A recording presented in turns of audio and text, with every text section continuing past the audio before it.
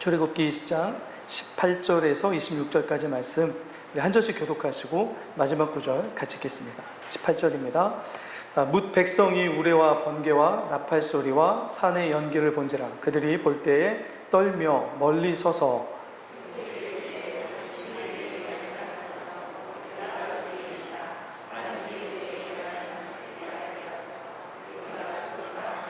모세가 백성에게 이르되 두려워하지 말라. 하나님이 임하심은 너희를 시험하고 너희로 경외하며 범죄하지 않게 하려 하심이니라.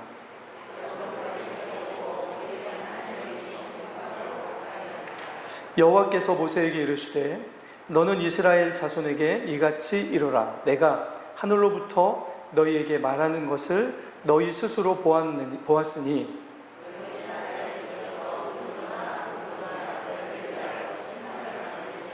내게 토단을 쌓고 그 위에 내 양과 소로 내 번제와 화목제를 드리라. 내가 내 이름을 기념하게 하는 모든 곳에서 내게 임하여 복을 주리라.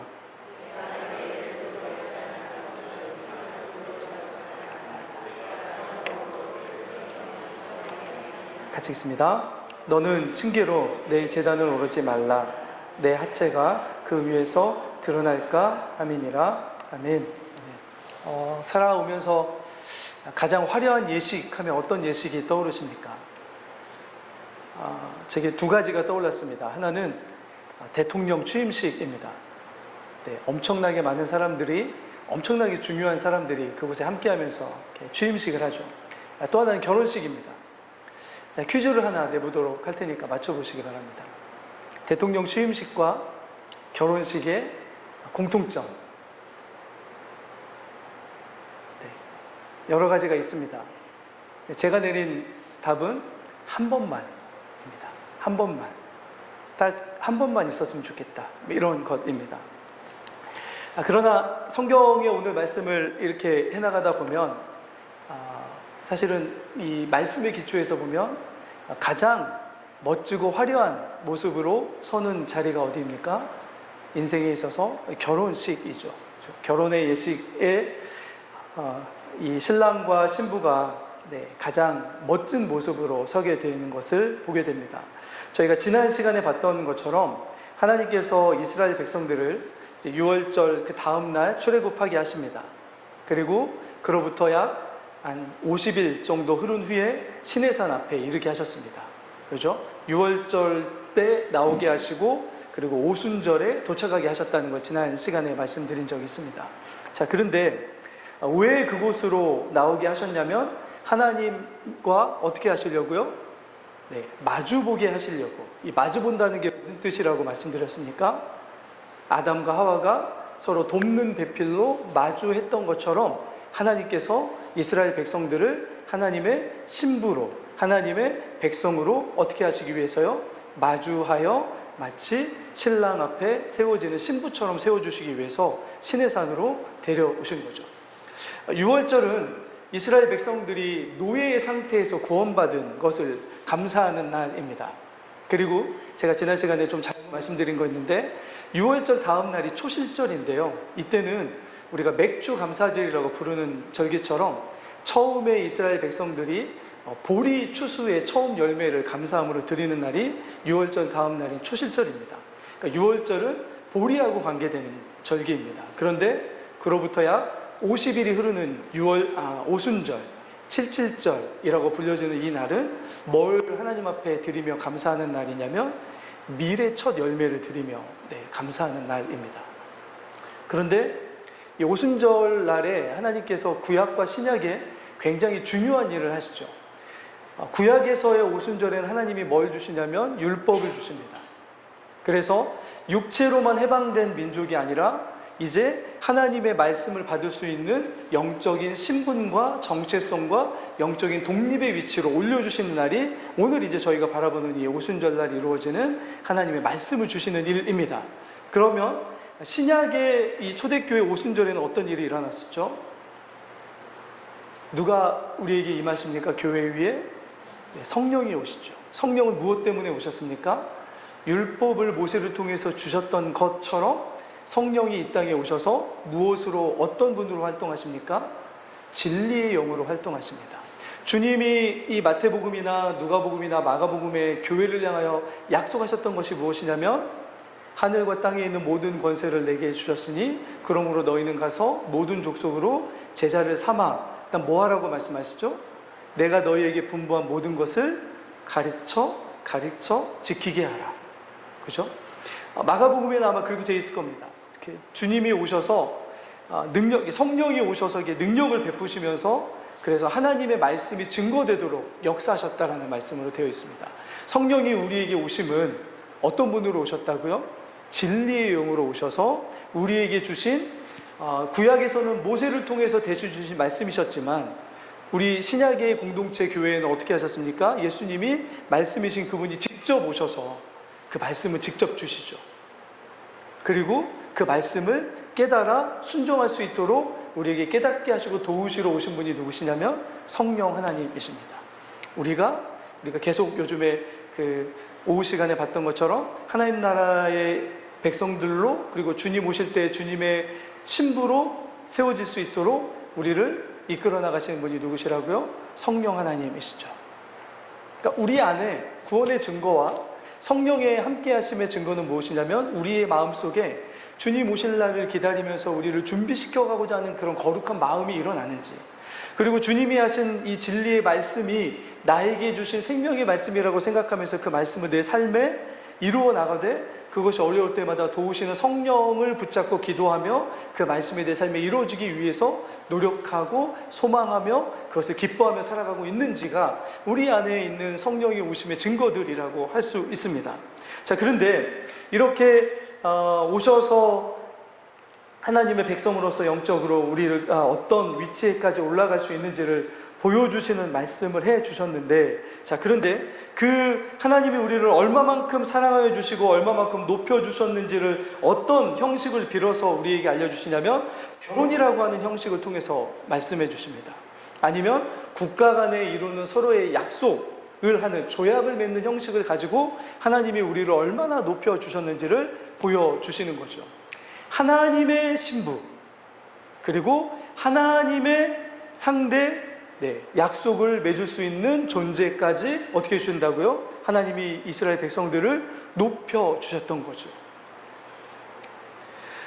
그렇게 하나님이 이 이스라엘 백성들에게 오셔서 모세를 어쩌면 중매의 장애로 삼아가지고 이 결혼과 어쩌면 국제조약 같은 이 약속의 말씀들을 해나가시는데요.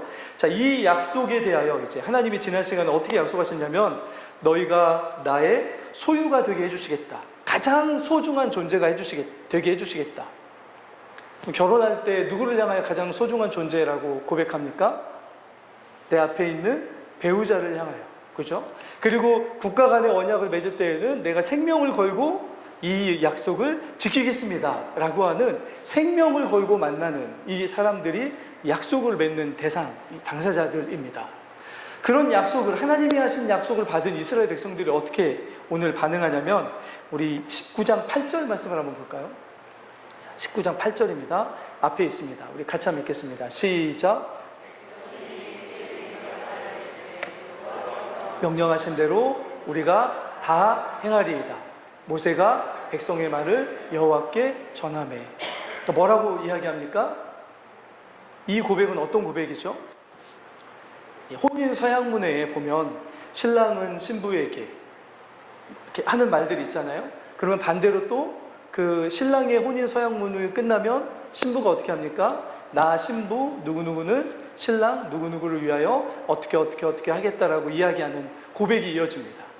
이 고백이 그 고백입니다. 우리가 신랑 되시는 하나님께서 우리에게 하신 말씀을 다 어떻게 하겠다고요? 행하겠다고요. 이런 어떤 지금 그러니까 일종의 혼인 예식처럼 점점 그 예식이 지금 이루어져 나가고 있는 거죠. 그리고 나서 오늘 이제 여기에 하나님이, 신랑 되신 하나님이 직접 임하시는데요. 하나님이 여기에 한 가지만을 요구하십니다.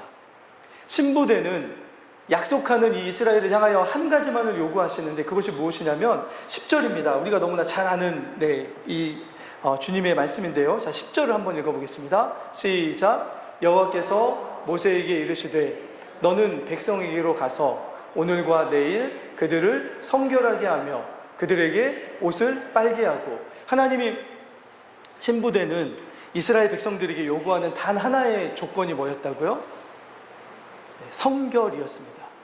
이거를 다른 말로 하면 하나님이 이스라엘 백성들에게 그렇게 많이 말씀하시죠. 내가 거룩하니 너희도 거룩할지어다.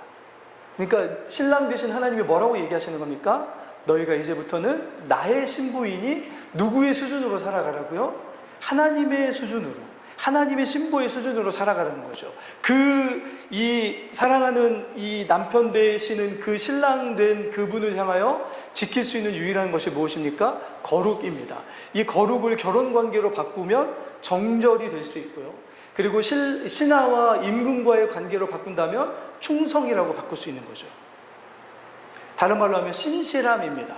변하지 않는 마음으로 신랑과 신부과의 관계에서 서로에게 자신을 통하여 행복을 누릴 수 있도록 헌신하고자 하는 참된 헌신의 고백이 이 안에 담겨져 있는 거죠. 자, 그런데 오늘 이제 우리가 잘 아는 것처럼 신랑 되신 하나님께서 이스라엘 백성들에게 이제 만나주시러 오시는데요. 어떻게 오시냐면, 자, 19장 16절입니다. 자, 16절 같이 한번 읽어보겠습니다. 시작. 셋째 날 아침에 우레와 번개와 빽빽한 구름이 산 위에 있고 나팔 소리가 매우 크게 들리니 진중에 있는 모든 백성이 다 떨더라. 하나님이 이곳에 임재하셨다는 어떤 증거로 여러 가지 것들을 보여주시는데, 그런데 이제 우리가 오늘 봐야 되는 것이 무엇이냐면 이스라엘 백성들이 이것을 보고 어떻게 했다고요? 떨었다고요. 막 이렇게 뭐라고 해야 되죠? 그 신랑이 신부 볼 때 막 사랑스러워서 떤 거 아니고요. 자, 우레가 어떤 건지 아시죠? 하나님의, 천지를 창조하신 하나님의 임재 때 울렸던 번개 소리와 우레 소리는 얼마만큼 컸겠습니까? 여러분이 살아가면서 가장 크게 들었던 우레 소리는 언제이세요? 그것보다 더 큰 소리가 아마 이 시내산에 울려 퍼졌을 겁니다. 번쩍번쩍거리는 이 번개는 감히 제대로 쳐다보지 못할 만큼 엄청나게 환하게 그것을 비쳤을 것입니다. 그리고 그런데 그 안에 뭐가 가득했다고요? 빽빽한 구름이 가득했습니다. 구름은 늘 뭘 이야기하냐면 하나님의 임재하심을 이야기합니다. 근데 여기 하나가 뭐가 더 있습니까? 나팔 소리로 가득했습니다. 나팔 소리는 무슨 소리입니까? 신랑이 오셨다라는. 근데 어떤 때 누가 올 때 나팔을 불죠? 뭔가 귀중한, 소중한, 지위가 높은 왕이신 하나님이 신랑으로 오심을 노래하며 알리는 소리가 이 나팔 소리였습니다. 그리고 나서 이때 이스라엘 백성들이 하나님 앞에 뭘 하냐면 이제 하나님과 이스라엘 백성들의 진정한 혼인 서약문이 여기에서 낭독이 되는데, 그것이 무엇입니까? 십계명인 거죠. 십계명. 이제 이스라엘 백성들은 자신의 삶 속에서 십계명을 지켜가기만 하면 하나님과 어떤 관계를 누리며 살아갈 수 있습니까? 자신들을 신부의 위치까지 올려주신 그 하나님과 남편으로서 만나주시는 그 하나님과 함께하는 삶을 살아갈 수 있게 되는 거죠. 자, 그런데 하나님은 오늘 어떻게 임하셨다고요? 오늘 이제 말씀을 좀 뛰어넘어서 오늘 본문의 18절 말씀을 한 번만 보시죠. 자, 18절 말씀. 자, 다시 한번 보겠습니다. 20장 18절입니다. 시작. 뭇 백성이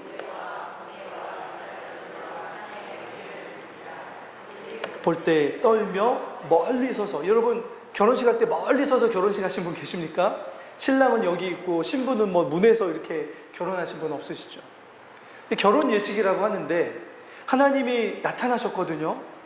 신랑 되시는 그분이 오셨거든요. 그러면 가장 친밀하고 가장 가깝게 있어야 되잖아요. 그런데 지금 이스라엘 백성들은 감히 하나님께로 나아가지 못하고 있습니다. 오히려 두렵고 떨면서 어떻게 하고 있습니까? 멀리 떨어져서 지금 하나님을 바라보고 있는 거죠. 왜 이렇게 하셨을까요? 왜 하나님은 굳이 이렇게 하지 않으시고 마치 아브라함이나 이런 이들에게 나타나셨던 것처럼 인간의 모습으로 그냥 오셔가지고 그냥 이렇게 거기서 다정하고 살갑게 할 수도 있으셨을 텐데 왜 우레소리와 번개와 연기와 구름과 나팔 소리로 임하셨을까요? 오늘 이것을 바라보는 이스라엘 백성들이 19절에 모세를 향하여 뭐라고 이야기합니까? 마음이 지금 어떨 것 같다고요? 죽을 것 같다고요. 두려움 때문에. 여러분 혹시 그런 경험 있으십니까? 요즘에 저희가 이사야서 바라보고 있잖아요. 이사야서를 묵상하고 있는데 새벽마다요. 이사야가 어떻게 이 죽음을 늘 이렇게 뭐라고 해야 되죠? 이렇게 맞닥뜨릴 수 있는 위험한 이런 예언을 하고 그렇게 늘 그렇게 말씀을 전하거든요. 심판하실 것이다. 멸망할 것이다. 니네들 다 하나님 앞에 다 잃어버릴 것이다 라고 하는 막 이런 심판의 이야기를, 진노의 말씀을 선포합니다. 언제 죽을지 모르는 그런 말씀 사역을 하거든요.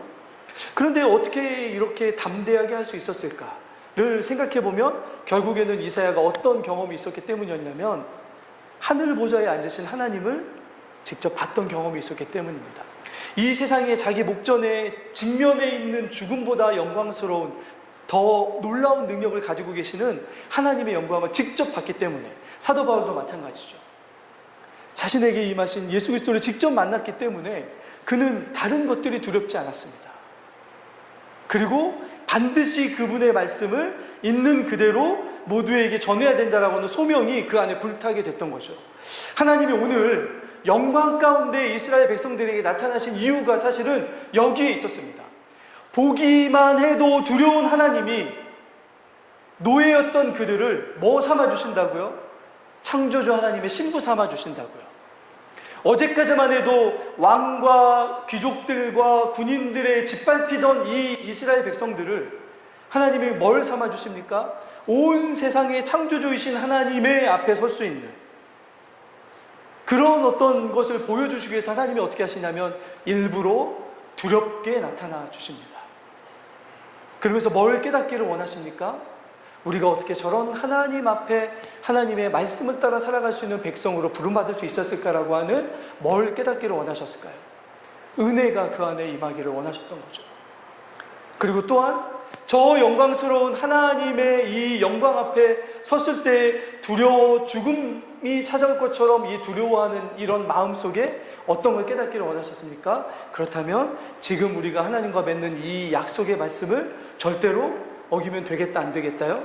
절대로 어기면 안 되겠다 라고 하는 깨달음을 주시고자 했던 거죠.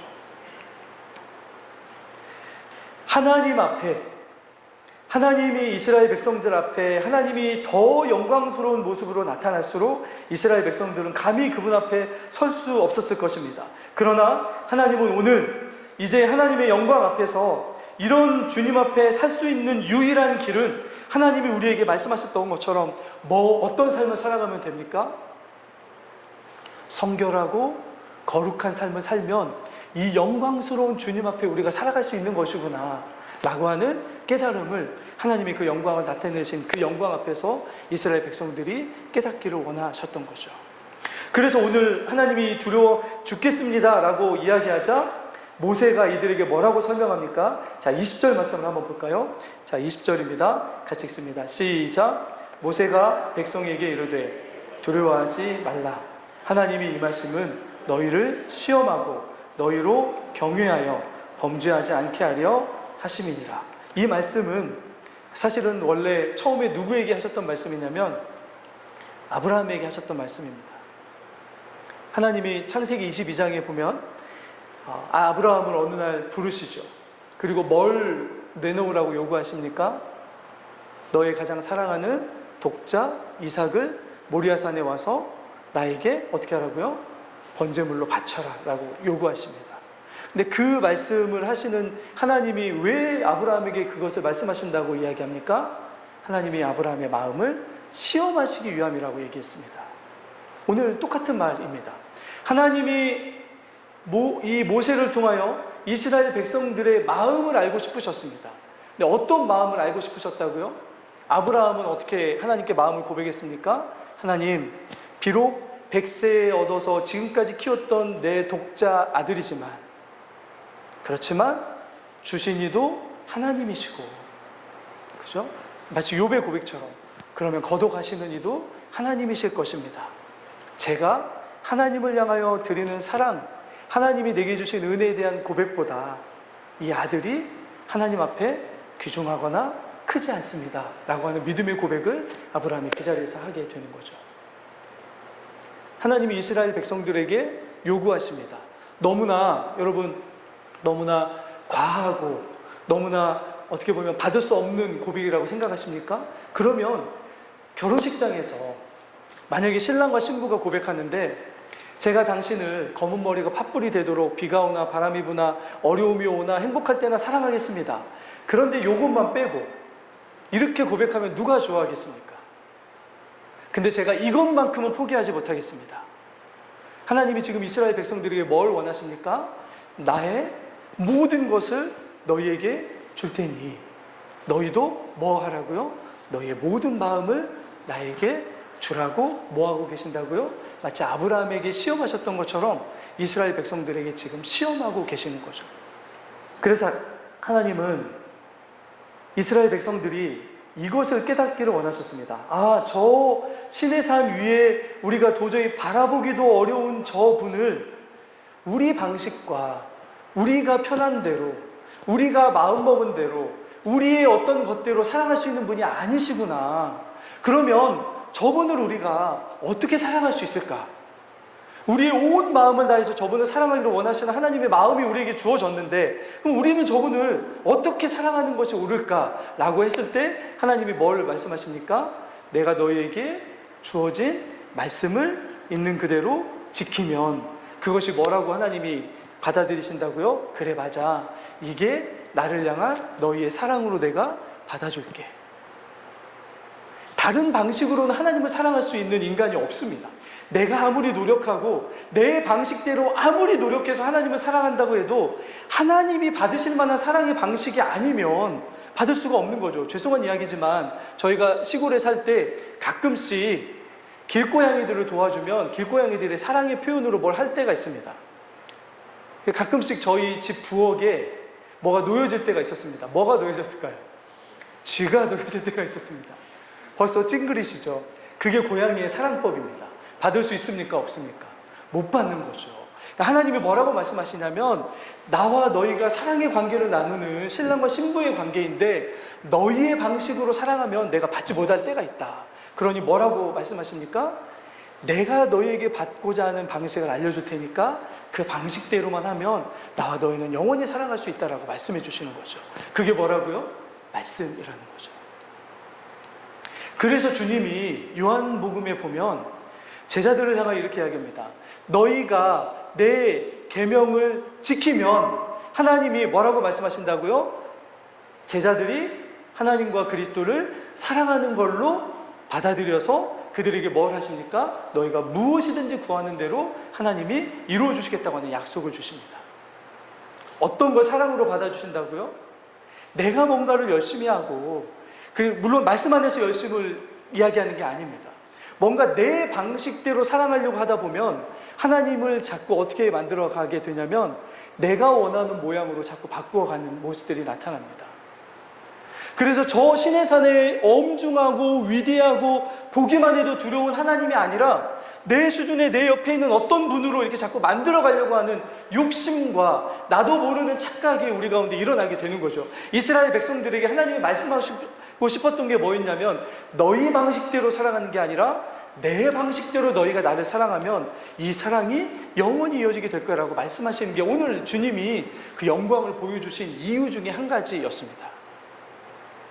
이스라엘 백성들은 처음에 어떻게 고백했습니까?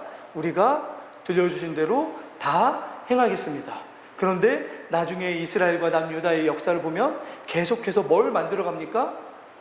하나님이 보여주시는 그 하나님으로 믿는 게 아니고 내가 원하는 하나님으로 자꾸 만들어가는 일들이 일어나게 되는 거죠. 그거 하나님이 받으실 수 없다 말씀하십니다. 두 번째입니다. 오늘 주님이 또 하나 말씀하시는 게 뭐냐면 자 말씀을 보시면 21절을 한번 볼까요? 21절입니다. 같이 읽습니다. 시작.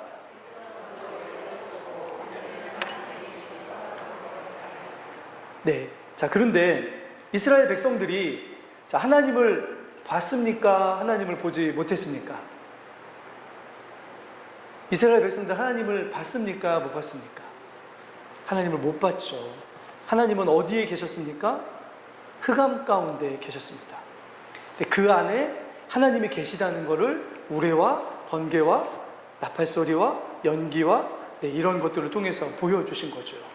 그런데 그 안에 여러분 이 번개라고 하는 이 말을 나중에 한번 보시면 창세기 15장에 보면 하나님께서 아브라함과 언약을 맺으실 때 거기에 쪼개놓은 짐승 사이에 저녁이 돼서 밤이 캄캄할 때 뭐가 지나갑니까?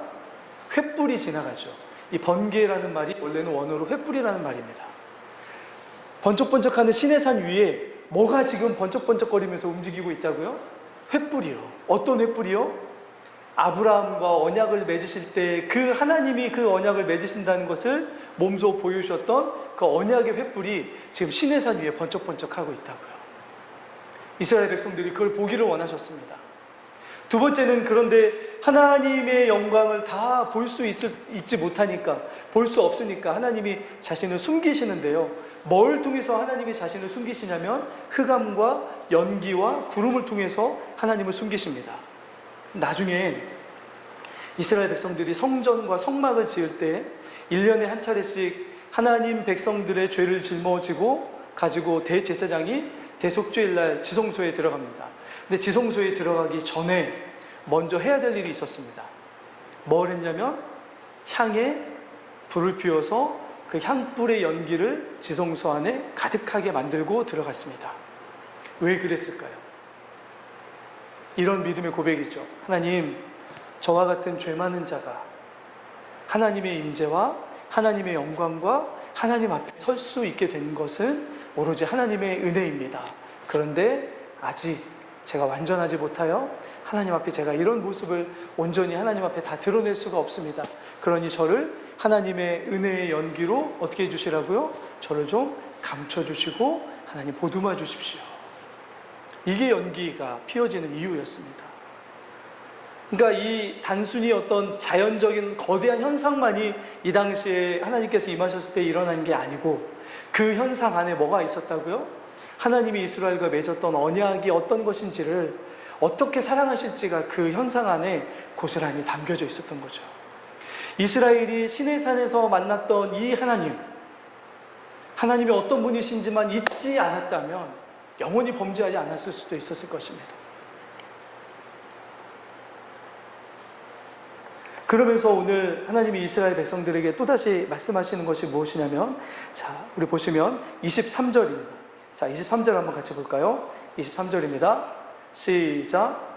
너희는 나를 비겨서 은으로나 금으로나 너희를 위하여 신상을 만들지 말고. 하나님이 이스라엘 백성들에게 이미 이 십계명의 말씀에 뭐 하지 말라고 말씀하셨죠?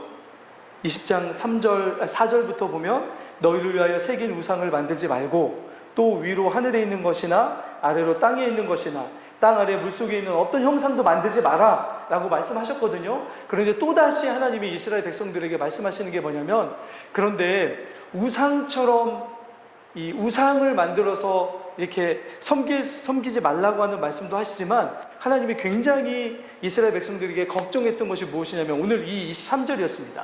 너희는 나를 비겨서라는 말이 무슨 뜻일까요? 비겨서. 네. 하나님을 섬긴다고 하는 예배의 자리에 하나님을 섬긴다는 이유로 하나님이라고 이름 붙인 우상들을 만들게 될 때가 올 수도 있다는 거죠. 언제 이게 일어납니까? 바로 일어나죠. 황금 송아지 우상을 만들잖아요. 하나님을 섬긴다는 명목과 하나님을 섬긴다는 이유로 막 하나님께 예배하는데 실제로는 하나님이 원하시는 예배가 아니고 자신들이 하나님이 해주시기를 원하는 어떤 일을 이루기 위해서 자신들이 만든 하나님을 하나님 옆에 언젠가 슬그머니 갖다 놓게 되는 거죠. 은과 금을 입힌 작은 형상들을 만들어서 기도하는데 이 우상에게 기도해도 누구에게 기도하는 것처럼 생각할까요? 하나님께 기도한다라고 생각하는 일들이 일어나게 될 수도 있다라는 거죠. 신부된 이스라엘이 하나님 앞에서 온전히 참되게 예배할 수 있는 이 모든 것들이 사실은 하나님의 형상을 보여주지 않는 이유가 여기에 있습니다. 만약에 하나님의 형상을 보여줬다면 그들은 늘 형상에만 얽매였을 것입니다. 그렇지 않죠. 나중에 엘리야가 이 호렙산에 도망 올 때가 있었죠. 그런데 엘리야가 하나님, 제가 하나님을 향하여 다른 모든 사람은 다 배신했는데 저는 정말 특심으로 하나님을 섬겼는데 제가 여기까지 도망하게 만드신 게 이게 말이나 되십니까? 하나님께 막 불평했습니다. 그래? 그러면 내가 널 만나줄게. 하나님이 말씀하시면서 호렙산 동굴에 있는 이 엘리야에게 나타내 주십니다. 첫 번째 뭘로 나타내 주시죠? 바람으로 막 엄청난 폭풍, 돌이 흩날릴 정도로 막 바람을 불게 하십니다. 그리고 막 지진으로 막 산을 흔드십니다. 오늘 그런 것처럼. 그리고 막 막 엄청난 불이 임하였던 것처럼 보입니다. 그런데 엘리야가 보니까 하나님이 그곳에 안 계신 거예요. 근데 갑자기 엘리야의 귀에 뭐가 들려옵니까? 세미한 하나님의 음성이 들려옵니다. 오늘 하나님이 하나님의 형상을 보여주지 않으신 이유가 무엇에 있냐면 하나님이 이렇게 하나님의 신부된 이스라엘 백성들에게 말씀하시는 거죠. 비록 내 모습을 너희에게 보여주지는 못하지만 엘리야가 나중에 하는 것처럼 하나님이 들려주시는 이 세미한 음성과 같은 말씀만 붙잡아도 충분히 하나님을 사랑할 수 있다라고 말씀해 주시는 거죠. 주님이 주시는 이 음성으로 충분하다는 거죠. 굳이 우리가 원하는 모양대로 하나님을 막 만들려고 하지 않아도 하나님의 말씀대로 살아갈 때 경험하는 하나님의 그 영광과 오늘 눈으로 직접 보지 못하는 그런 걸 할지라도 말씀 안에 충분히 하나님을 경험할 수 있게 해주시겠다는 거죠. 그래서 예레미야 같은 선지자들은 말씀을 뭐라고 이야기합니까? 반석을 쪼개는 불방망이 같다라고 이야기합니다.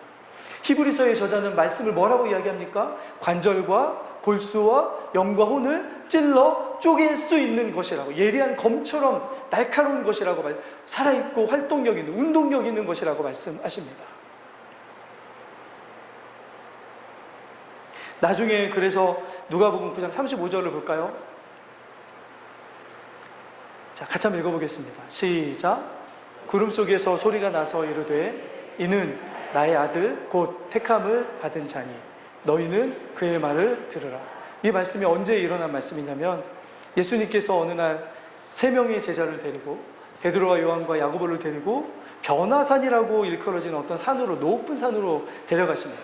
그리고 거기서 막 기도하시는데 갑자기 예수님의 모습이 어떻게 변합니까? 사람이 도저히 빨래로, 세제로 빨 수 없을 만큼 흰 옷으로 이렇게 영광스럽게 변하십니다. 그때 베드로가 뭐라고 이야기하죠? 주님, 저희가 원하는 하나님, 주님은 이런 분이십니다. 이렇게 얘기하는 거죠. 오늘 하나님이 걱정했던 일이 사실은 그 자리에 일어납니다. 아, 우리가 원하는 하나님 이런 모습이니까 이런 모습으로 우리 곁에 계셔 주십시오. 이 이스라엘 백성들이 나중에 하나님이 말씀하신 것 대신 우리가 원하는 하나님 이런 하나님이니까 이런 모습으로 계셔 주십시오 하고 우상을 만든 것처럼 자신들의 마음속에 만들어 놓은 우상들이 생겨진 것처럼 베드로와 야고보와 요한이 변화산에서 뭐라고 이야기합니까? 주님, 세상에 이대로 나가시면 이제 끝장났습니다. 이렇게 얘기하는 거죠. 그런데 주님이 뭐라고 얘기하십니까? 내가 있어야 할 곳은 이곳이 아니야. 그런데 그때 하늘에서 하나님 아버지께서 이 베드로와 요한과 야고보, 교회의 지도자들 이들에게 뭐라고 말씀하십니까? 뭐라고 말씀하신다고요?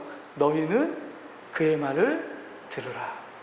예수 그리스도의 말씀을 듣고 살아가는 것이 지금 눈앞에 신적인 영광으로 변한 예수님을 만나는 것보다 훨씬 더 하나님의 나라와 하나님의 영광과 하나님의 능력과 하나님의 신비로움을 체험하고 경험하고 누리고 살아갈 수 있기 때문에 하나님 아버지께서 예수 그리스도의 영광을 다 보여주시면서도 뭐라고 이야기하시냐면 너희들은 가서 그의 말을 듣고 따르라라고 말씀하시는 거죠. 교회는 주님이 그렇게 세워주신 공동체입니다. 이스라엘도 마찬가지고 교회는 그런 공동체입니다. 그래서 아까 누구를 우리에게 보내주신다고 교회에 성령 하나님을 보내주신 이유가 여기에 있는 거죠.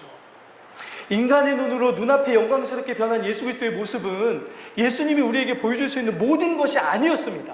그러나 그런 어떤 막 반짝반짝 빛나는 모습이 아닐지라도 우리가 성령 안에서 우리 안에 깨닫게 하시는 말씀을 통해서 하나님을 경험할 때 우리의 오감으로 볼 수 있는 것보다 영의 눈이 띄어져 볼 수 있는 주님으로 인하여 우리가 하나님을 더욱 친밀하고 사랑스럽고 더 능력 있게 주님을 경험하게 할 수 있기 때문에 하나님이 우리에게 뭐라고 말씀하시냐면 교회를 향하여 너희는 그의 말을 들으라 라고 말씀하시는 거죠. 오늘 말씀에서 언약을 맺으시고 신부 삼아주신 하나님께서 계속 강조하시는 것이 무엇이냐면 절대로 너희들이 드리고 싶은 대로 예배드리면 안 된다. 절대로 너희가 원하는 대로 하나님을 섬기면 안 된다. 누구의 방식과 누구의 원하시는 뜻대로 누구의 이 원하는 방식대로 주님을 예배해야 된다고요? 하나님이 원하시는 대로. 그 외에는 참되게 하나님을 예배할 수 있는 길이 없기 때문입니다.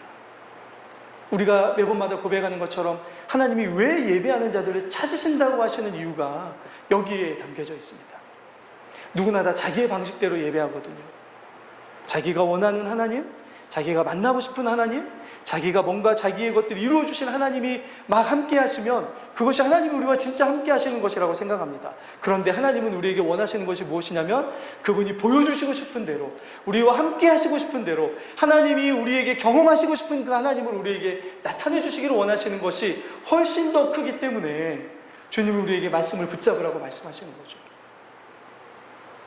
마지막으로 하나만 더 보고 말씀을 마치겠습니다. 그것이 그래서 어디에 나타나냐면 오늘 24절과 25절인데요. 25절을 마지막으로 보겠습니다. 25절입니다. 같이 읽습니다. 시작.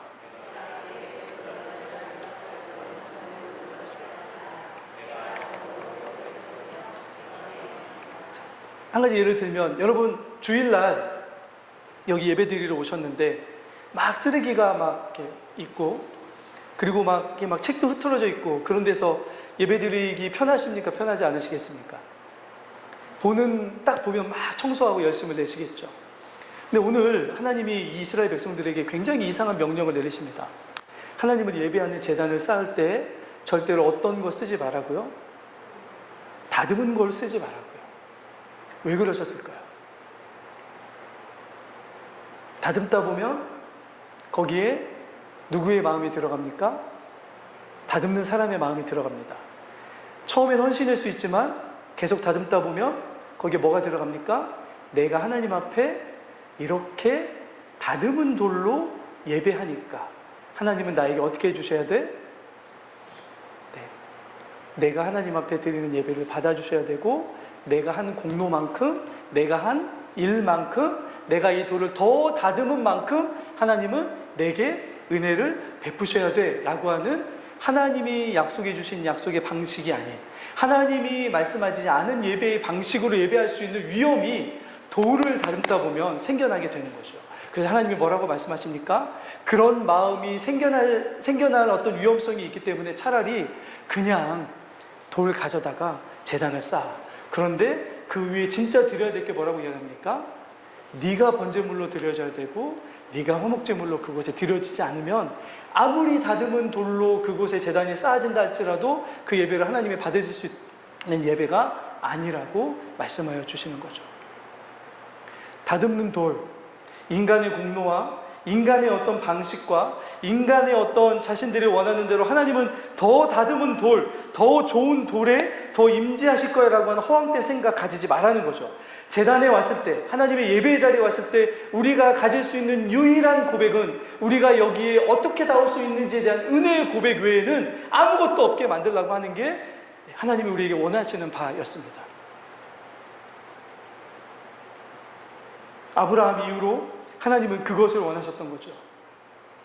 하나님을 향한 참된 경외와 하나님을 향한 참된 사랑이 담겨지지 않으면 아무리 잘 다듬은 돌이라 할지라도 하나님은 그것을 받을 수 없다라고 말씀하시고요. 오로지 드려질 때 누구만 높임 받으시기를 원하십니까?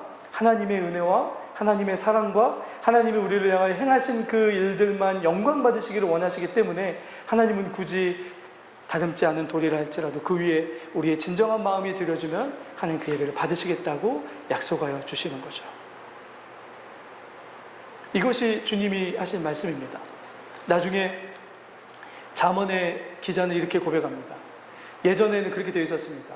집안에 고기가 가득하여도 아내와 불편하게 사는 것보다 우리가 잘 아는 것처럼 초가에 산다 할지라도 사랑하며 행복하게 사는 게 훨씬 낫다라고 이야기합니다. 인간도 그럴지언데 하나님은 더 그러신 거죠. 하나님이 좋아하시는 것, 하나님이 기뻐하시는 것, 하나님의 방식, 하나님이 받을 수 있는 마음이 담길 수 있는 것, 그것을 하나님이 말씀에 담아서 이스라엘 백성들에게 돌판의 세계에 주셨습니다. 그대로 예배하라는 거죠. 그 말씀을 가지고 살아오면 언제든지 하나님이 함께하는 예배자들로 함께할 수 있다고 말씀하여 주시는 거죠. 우리가 여러분 어떻게 하나님을 예배하고 하나님을 만나고 하나님께 사랑을 고백하고 하나님 앞에 신부됨, 하나님의 백성됨으로 가지고 살아가고 있는지 모르겠습니다. 하나님이 원하시는 것은 우리의 방식이 아니라 하나님의 방식으로 예배하는 일들입니다. 우리가 기뻐하는 것이 아니라 하나님이 기뻐하시는 예배입니다. 우리가 그것을 오늘 말씀을 통해서 굳이 돌로 쪼지 않고 다듬지 않아도 받으시는 예배자들로 세워지게 해달라고, 그렇게 우리가 하나님 앞에 참된 사랑 드리는 그런 일을 되게 해달라고 같이 기도하시며 그렇게 예배하는 저 여러분들 될 수 있기를 예수 그리스도 이름으로 축원합니다. 같이 우리 기도하겠습니다. 우리 시간에 주신 말씀을 가지고 함께 좀 기도하겠습니다. 우리가 요즘에 요한계시록도 그렇고요, 또 데살로니가 전서도 그렇고 주님 오시는 날을 기대하며 살아가는 하나님의 나라와 또 주님의 신부로 살아가는데, 주님이 우리에게 원하시는 건 한 가지입니다.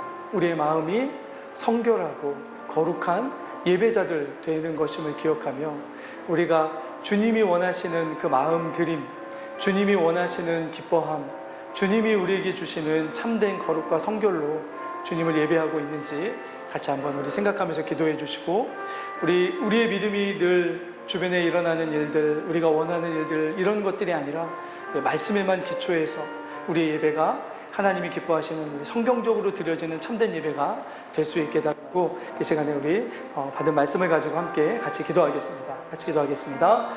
우리를 거룩한 나라와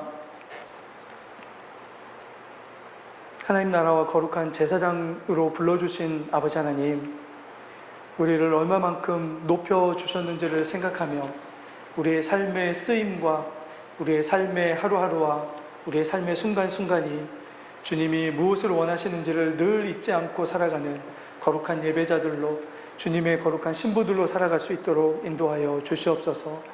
우리의 마음이 무엇을 향하여 있는지를 늘 바라보게 하여 주시고, 우리를 통하여 이 땅에 하나님의 나라를 이루어 가시는 하나님의 그 거룩한 뜻이 우리의 삶의 성결과 거룩으로 이루어질 수 있도록 우리를 이 땅의 빛과 소금으로 사용하여 주시옵소서. 우리가 기도를 쉬지 아니하게 하시고, 특별히 주님, 죽어가는 영혼들을 향하여 청춘과 인생과 가정을 헌신한 성교사님들의 사역을 위하여 늘 기도로 동참할 수 있도록 인도하여 주시되, 하나님, 그들 안에 우리가 기도로 동참하는 일의 열매를 가지고 하나님 더 함께 기뻐하며 그들의 이 사역에 동참하면 또한 함께 할 수 있는 믿음의 거룩한 동역자들 될 수 있도록 인도하여 주시옵소서. 비록 약하고 하나님 작은 섬김이지만 우리의 섬김을 통해서 하나님 나라의 귀한 역사가 일어날 수 있도록 인도하여 주시옵소서. 남은 한 주를 주님을 사랑하며 주님을 향한 사랑의 회복됨을, 또한 주님의 이 우리에게 맡겨주신 인생에 주신 그 달란트들을 사용하며 그렇게 주님 앞에 서서 믿음의 길을 걸어갈 수 있는 그런 경주를 멈추지 않고 우리가 걸어갈 수 있도록 인도하여 주시기를 간절히 소망하오며 우리 구주 예수 그리스도 이름으로 기도드리옵나이다. 아멘.